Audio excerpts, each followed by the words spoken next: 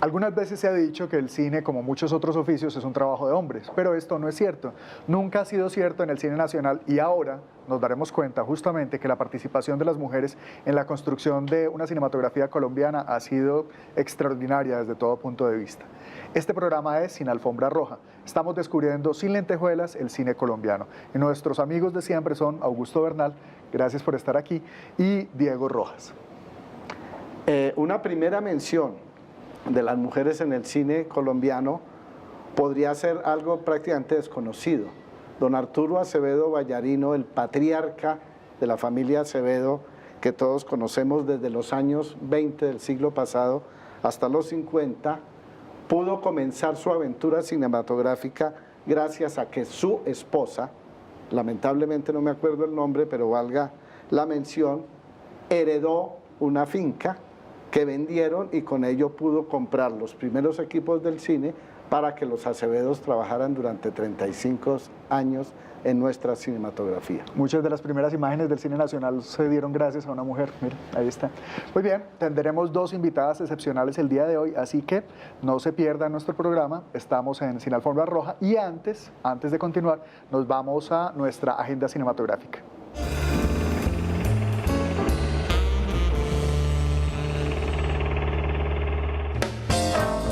Del 28 de octubre al 15 de diciembre, el cuarto Festival Internacional de Cine de Barranquilla busca películas que no hayan sido estrenadas en la ciudad y cuyas historias tengan un compromiso formal y ético con el cine y la sociedad.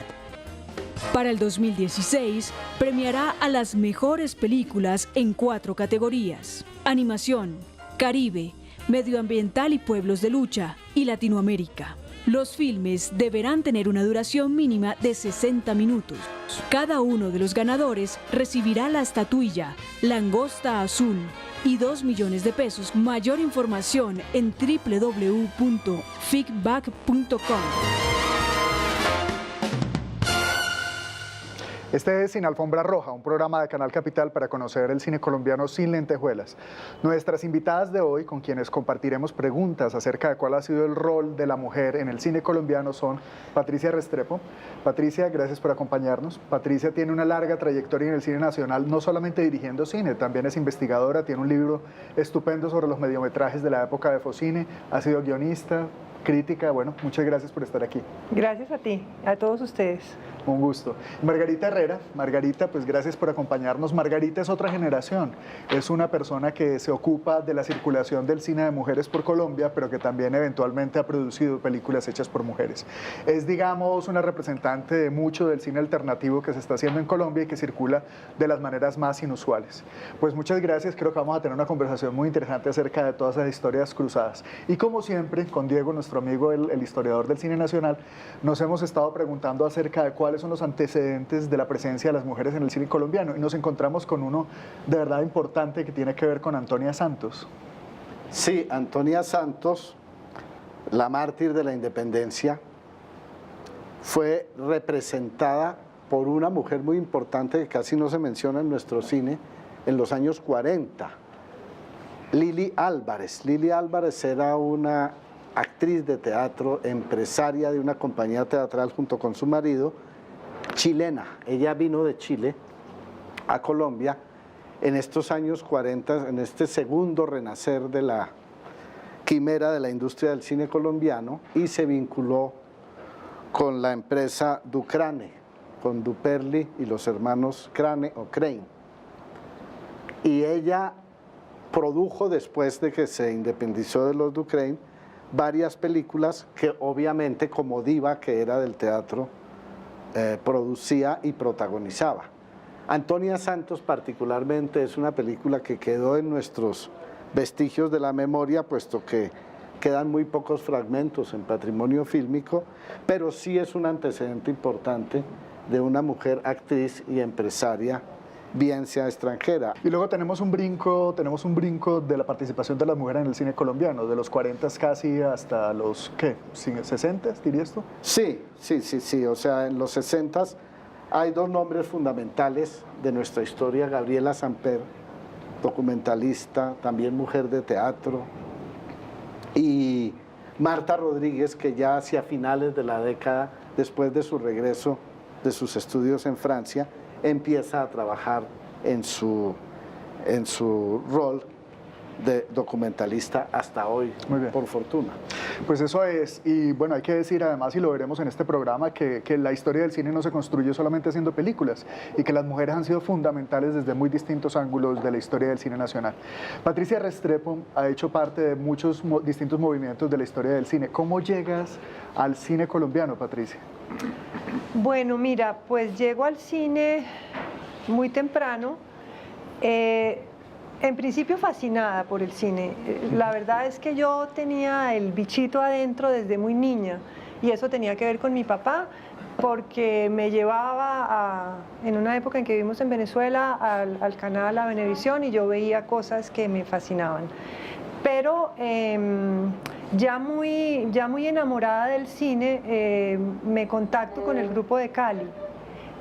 Y me formo, realmente mi formación fuerte es con ellos, es con Carlos Mayolo, con Luis Ospina, con Andrés Caicedo y con Ramiro Arbeláez. Tanto viendo películas en el cineclub como... Allí había de todo, Exacto. Todas las actividades se hacían. El cineclub, que como se sabe, es sabido, formó mucha gente y marcó que tenía funciones todos los sábados y pudimos ver a los grandes autores, los grandes movimientos cinematográficos, hacer unas grandes reflexiones, sobre todo a la sombra de Andrés Caicedo, que escribía permanentemente sobre esto, y con el grupo de Hablemos de Cine peruano, con quien había mucha correspondencia.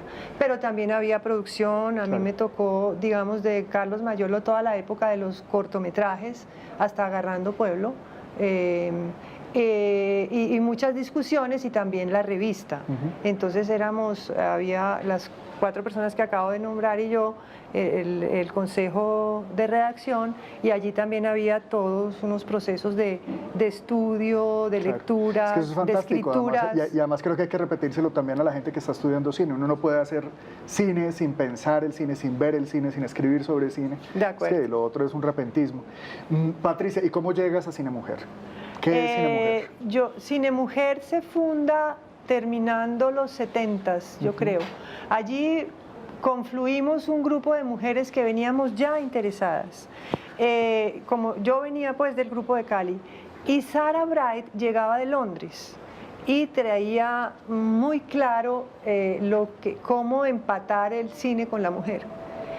Y confluimos Eulalia Carrizosa, Sarah Bright, Rita Escobar y yo al principio, luego se incorporó Clara Riascos. Claro. Yo también traía un bagaje muy claro porque había una revista que nos llegaba al grupo de Cali que se llamaba Women and Film, que miraba mucho todas estas reflexiones de la mujer y el cine. Nos volvimos una fundación y recibimos apoyo de la Fundación Ford. Esto fue magnífico porque tuvimos equipos y pudimos producir ya en ese momento en video. Nos demoramos un poco en entrar a cine, pero sí hicimos muchos documentales y lo que hicimos fue empatar, lo que digo, el concepto de mujer, de lo femenino. En ese momento era más feminista que femenino, ahora prefiero usar la palabra femenino, con el cine.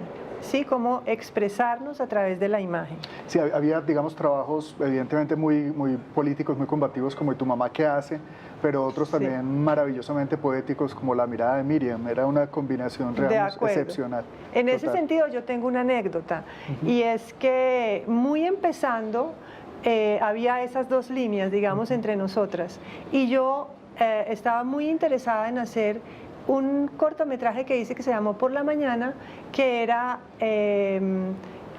un poema de Jacques Prévert que se llamaba El desayuno de la mañana. Para poder hacerlo me tuve que retirar de Cinemujer. Te pasaste muy al ojo. Me pasé a mugre al ojo, lo produjo Gogel, lo produjo Erving Gogel, pero porque había allí todavía unas discusiones entre nosotras que se fueron depurando después con el paso de los años sobre el tipo de personajes femeninos que queríamos.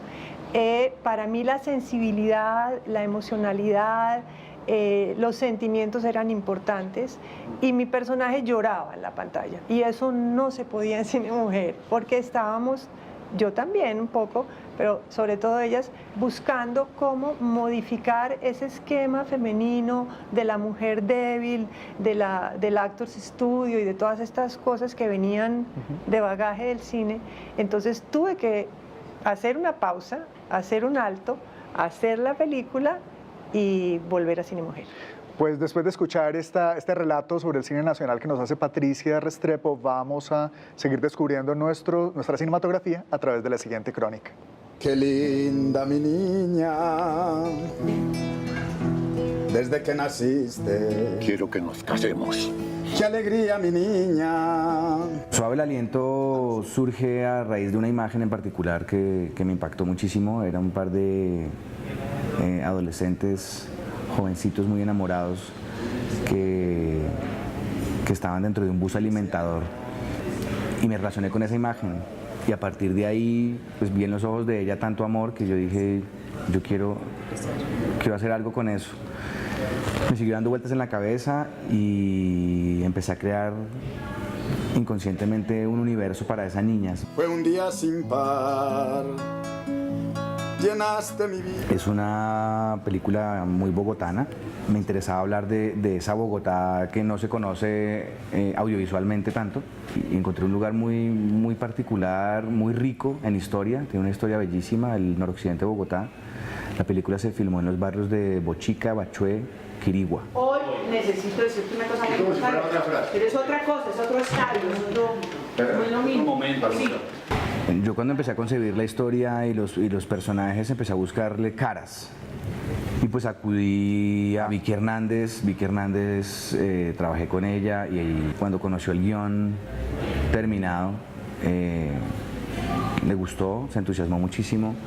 Y luego está Gustavo Angarita, que también le gustó mucho el proyecto. Y yo siempre había querido trabajar con un actor que se llama Alberto Cardeño, que es muy bueno, es muy sensible, tiene mucha experiencia teatral. Hay dos actrices que son Shirley Martínez e Isabel Gaona, que también vienen del teatro, con una gran experiencia en el teatro. ¿Qué será lo importante, perrito?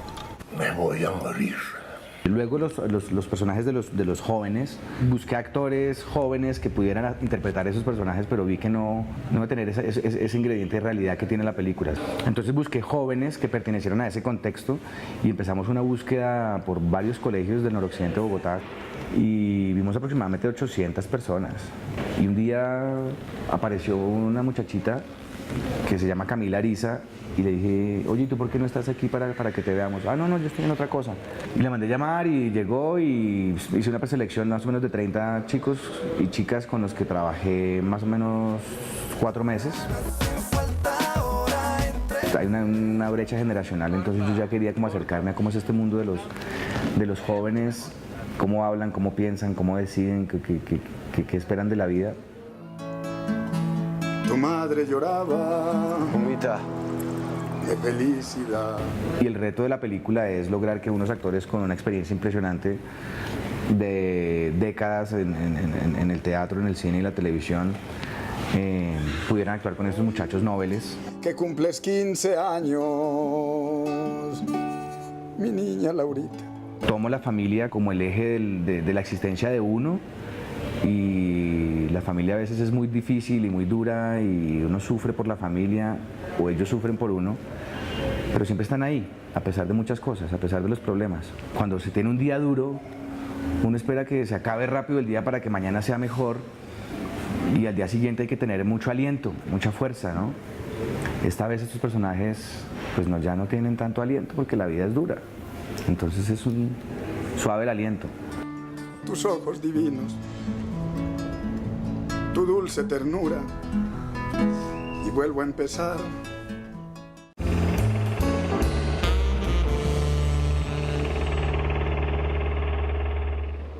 Esto es Sin Alfombra Roja, un programa que realizamos en los estudios de Canal Capital. Acabamos de escuchar a Patricia Restrepo contándonos su propia historia y la manera como las mujeres participan en la construcción del cine nacional. Y ahora estamos con Margarita Herrera. Margarita, ¿cómo fue tu llegada a la historia del cine colombiano? Bueno, yo estudié cine y televisión en la Universidad de las Artes en Cuba.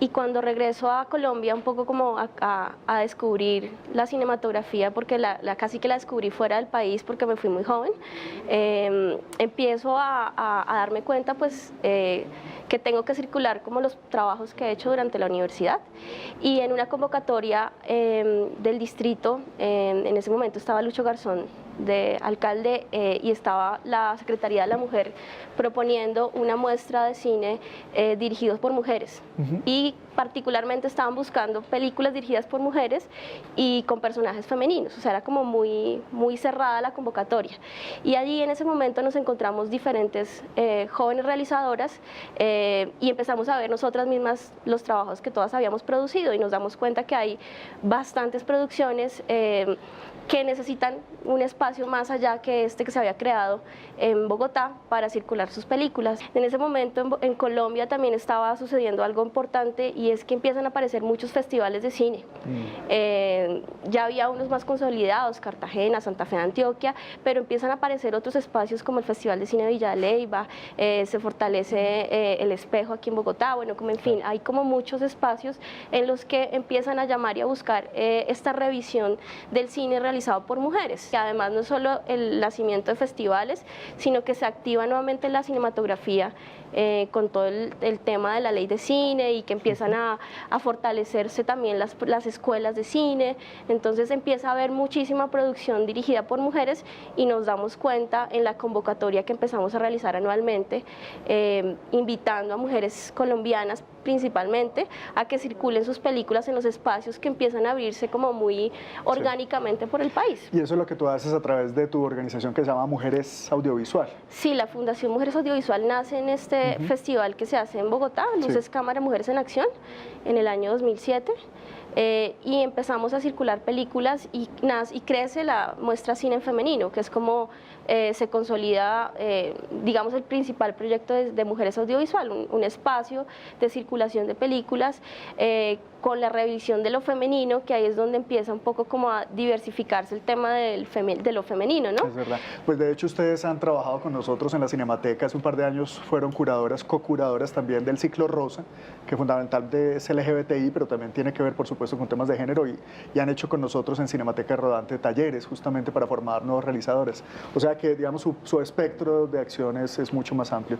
Parece que Diego quería decir algo. Sí, y de una vez hacer un reconocimiento a una mujer muy importante de nuestra historia reciente, que es Aura López, que fue durante muchos años la encargada de manejar la librería Aguirre, del famoso Alberto Aguirre, en Medellín, una mujer muy cinéfila, muy interesada en el cine de mujeres, que en un número de la revista Cuadro, que también editaba Alberto Aguirre, citaba a Margaret Fontrota en una frasecita que quiero compartir con ustedes para ahondar en nuestro tema. Decía Aura: la lucha de las mujeres por su liberación pretende implícitamente dejar de ser noticia, porque en la medida en que seamos noticia en razón de nuestro sexo, estaremos siendo discriminadas.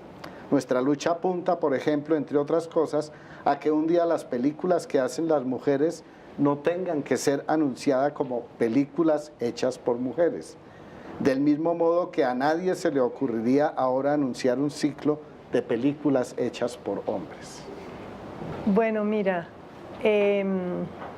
no estoy totalmente de acuerdo con Margaret Fontrota.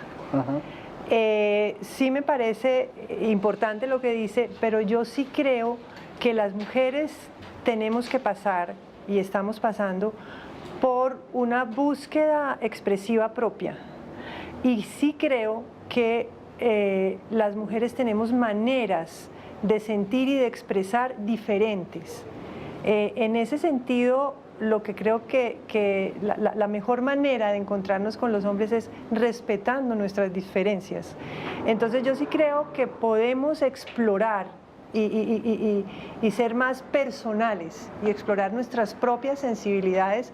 Eso no quiere decir que nuestras películas tengan que ser anunciadas como películas hechas por mujeres, y en eso comparto lo que dice Margaret Fontrota, pero sí creo que estamos en la búsqueda de expresiones nuestras, de expresiones femeninas. Yo quería hablar un poco de cómo sí hay muchas mujeres que están haciendo películas que ya tienen su largometraje. En Colombia, como todos ustedes saben, tener un largometraje es una labor de titanes. Discúlpame, pero antes de que continúes, me parece que Augusto quería decirte Sí, algo era empatar sobre la una primera parte. parte de la pregunta de Patricia con, Bueno.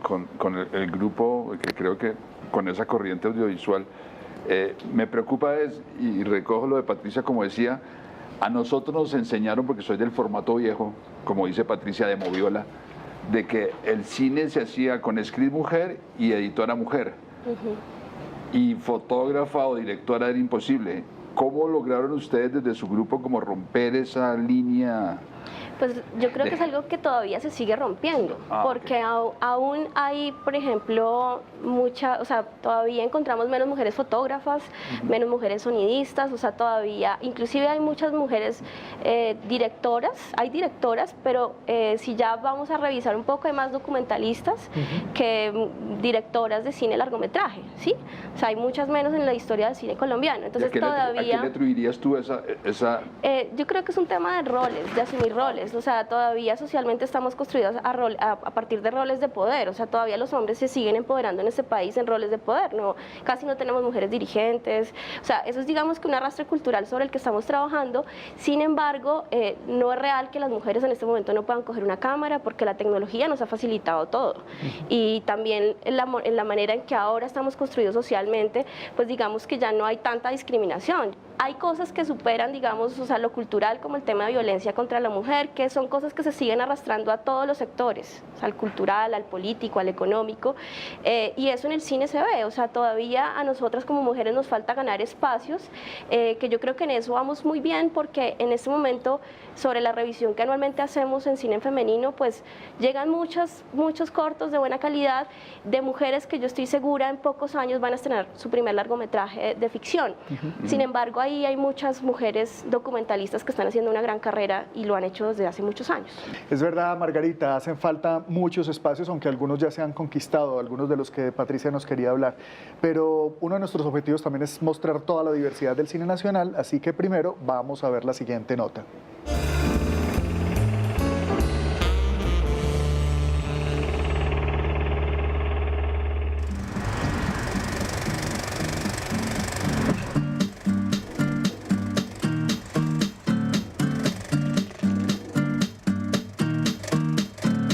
La MITBO en su 17ª versión tiene una oferta tremenda de películas en exhibición, unas 90 películas entre cortos, medios y largos.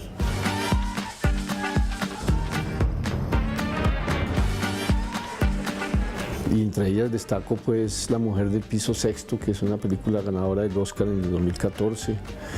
La película de Drifter, que es también galardonada en ITFA recientemente. Es decir, es una selección de películas de muy alto nivel que también va a incursionar en taquilla. Es la primera vez que vamos a incursionar en taquilla comercial, digamos. El documental siempre ha estado marginado o ha estado enclaustrado en las cinematecas, en los centros especializados. Aquí logramos hacer algunos acuerdos con salas comerciales y ese otro público, no el público especializado, va a poder ver estas películas, y en ese sentido vamos a auspiciar también, digamos, la construcción de públicos para el género documental, que siempre tenemos problemas allí, ¿no? Sentir rabia ante una injusticia. Sentir felicidad por estar enamorado. Nosotros hemos cambiado, hemos introducido algunas variaciones, ya no preferimos no hablar tanto de documental como de cine de lo real. Y ahí entonces caben ya no solamente obras en el que el espectador las ve en salas de cine, en pantallas, sino nos metemos en otro tipo de dispositivos, digamos, el cine expandido, por ejemplo, el documental expandido, el documental interactivo. Las salas de la MITBO son fundamentalmente Cinemateca Distrital de Bogotá, la Sala Fundadores de la Universidad Central, el Teatro Molina de la Universidad Central, Biblioteca Nacional, el Cine Tonalá, las bibliotecas públicas del distrito, los 4 grandes centros.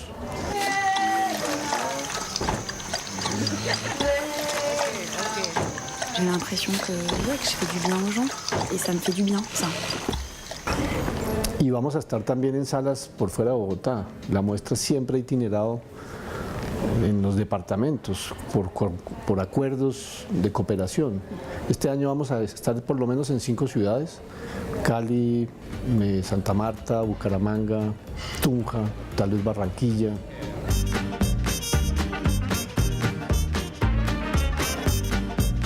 Y tenemos otra vitrina que nos parece muy importante fortalecer, es la primera vez que lo hacemos, que llamamos Miradas Emergentes, que es la producción, digamos, de los jóvenes vinculados a espacios de formación profesional o académica en el campo del cine o de las artes visuales. Sentir indignación. Esperanza.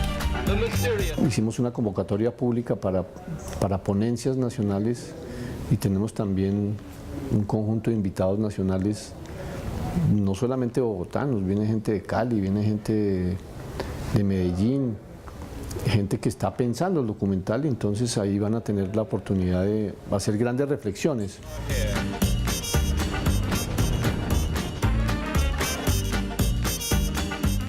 Este año la muestra es 29 de octubre al 4 de noviembre y esperamos pues que las salas se llenen, porque esa es quizás la única aliciente que tenemos.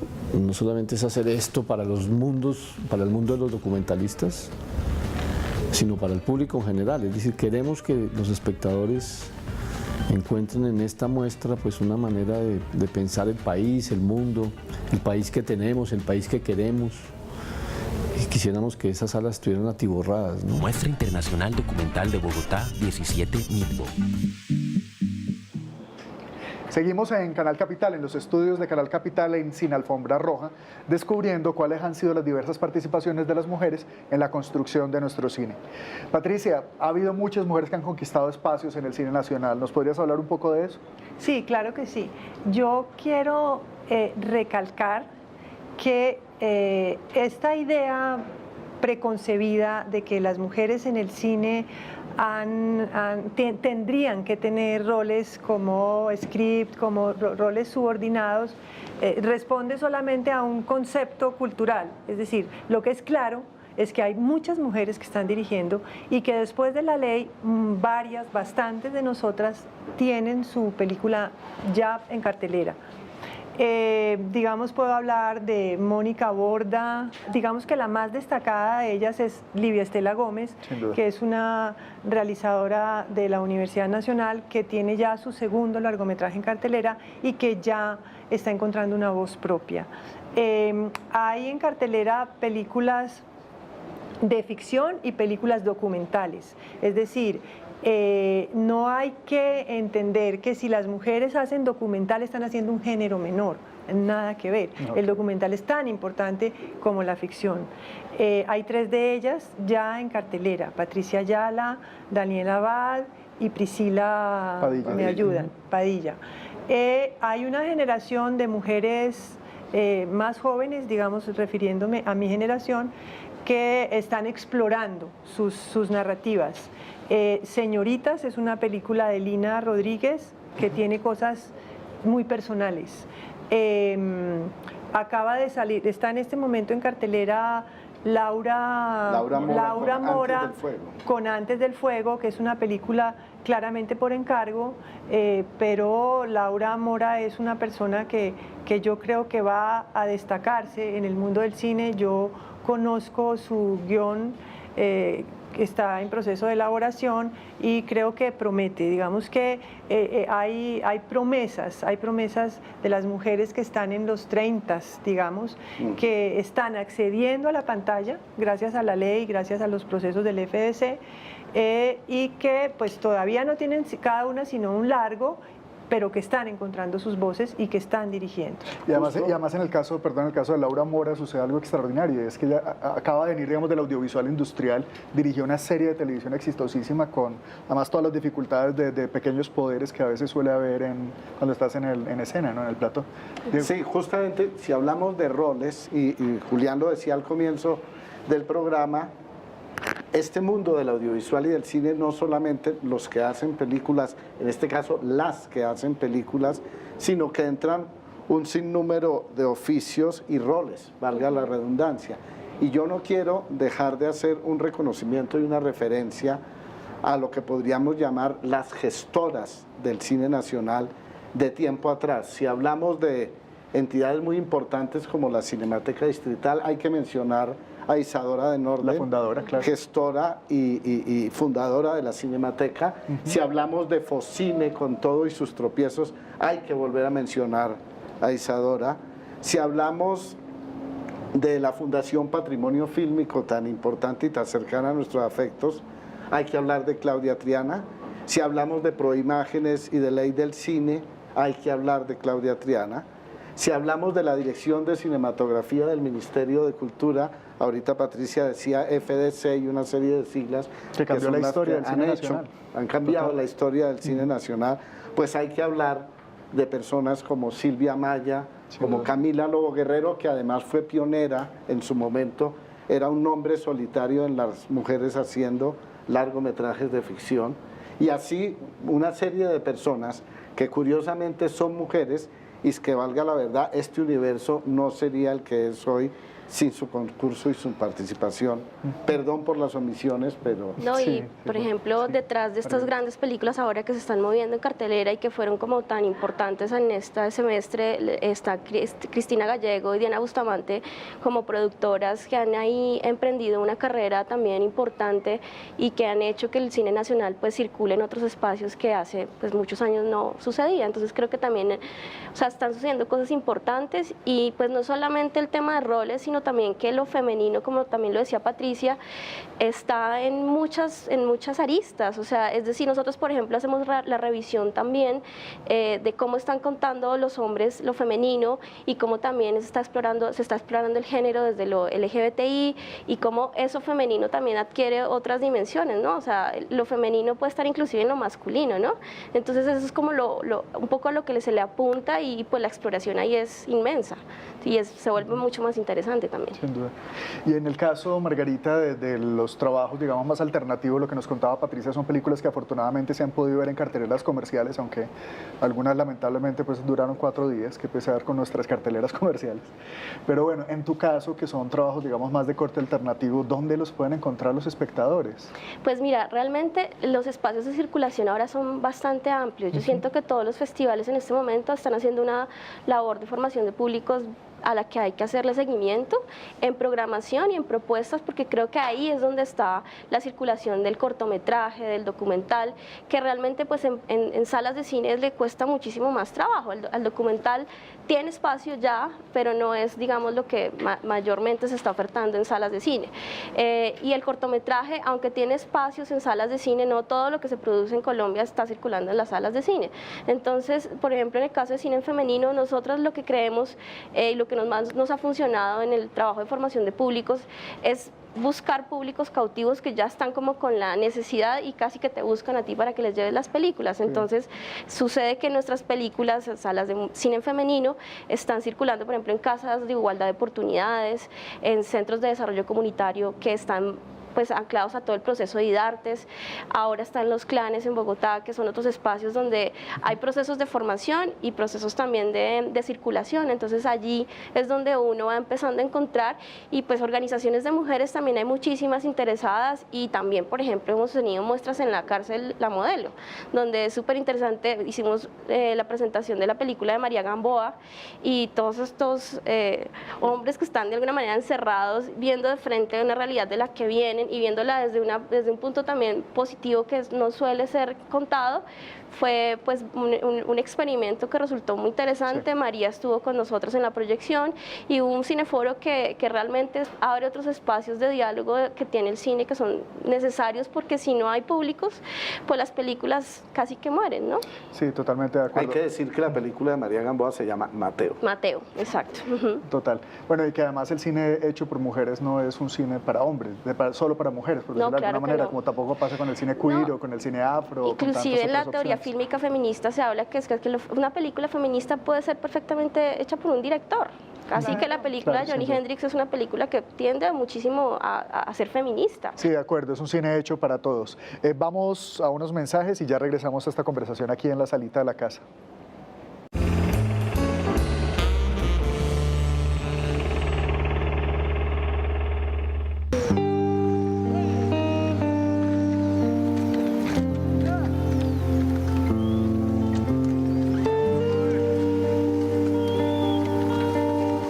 Monte Adentro es una película que explora un momento particular en una familia arriera colombiana y es el momento en que la familia se ha separado y ha hecho que la mitad de la familia se quede en el campo y la otra mitad se vaya a la ciudad. Y entonces trata, a través de acompañar a la familia, trata un poco de observar qué le pasa a una familia campesina, en este caso arriera, pero es de alguna manera una metáfora del campesinado. ¿Qué le pasa cuando se tiene la gente que desplazar hacia la ciudad sin tener muchas herramientas, y qué pasa con los que se quedan y cómo se puede seguir subsistiendo?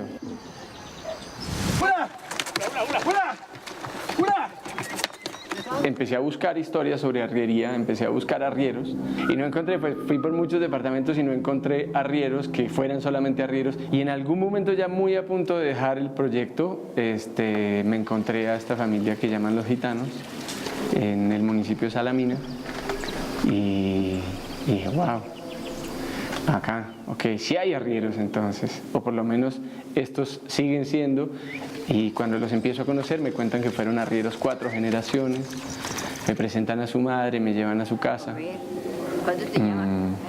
me toman como un hijo bobo de la familia.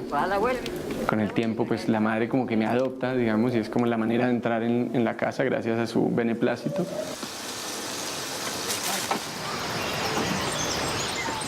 Fuimos un equipo muy chico de producción, ensamblamos una cosa muy chica que en rodaje éramos fotógrafo, sonidista y yo, y teníamos la producción que se quedaba, digamos, organizando en el pueblo, y había un data manager que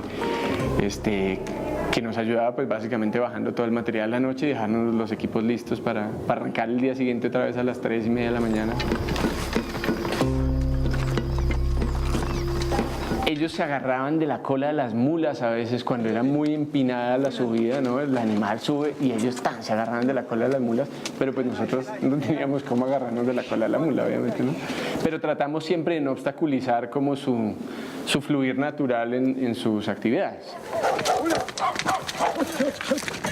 Cuando yo los conozco, todos viven en la casa y luego sucede este desmembramiento, ¿no? Entonces, encontrarla a ella pues casi perdida, ¿no? Porque su vida en realidad está en la montaña y todos sus recuerdos y su historia, y en la ciudad pues no pasa absolutamente nada para ella.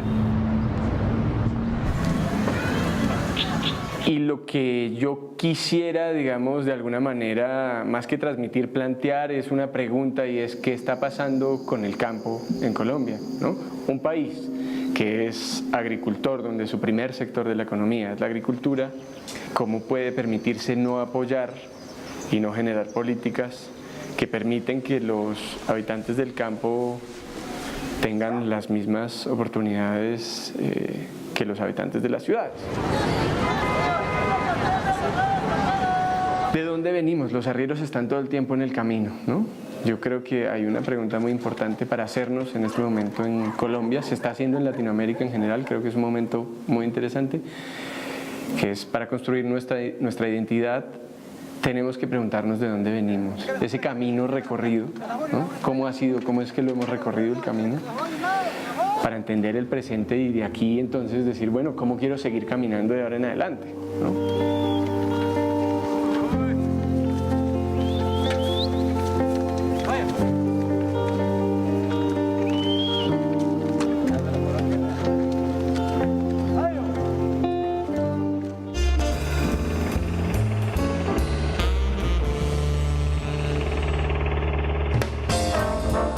A continuación, una pequeña mención de algunas mujeres que desde la dirección han aportado la construcción de la cinematografía colombiana desde la óptica femenina. Gabriela Samper, Su gran interés por los elementos autóctonos y el rescate de expresiones culturales del folclore y de la tradición colombiana quedó plasmado en varias de sus películas y audiovisuales, entre ellas El Páramo de Cumanday, 1965, y El Hombre de la Sal, 1969. Marta Rodríguez, una de las mujeres pioneras en el cine documental colombiano, tras estudiar cine y etnología en Francia en los 60, regresa a Colombia y realiza Chircales junto a Jorge Silva, 1967-1972, un documental fundamental en la historia del cine colombiano.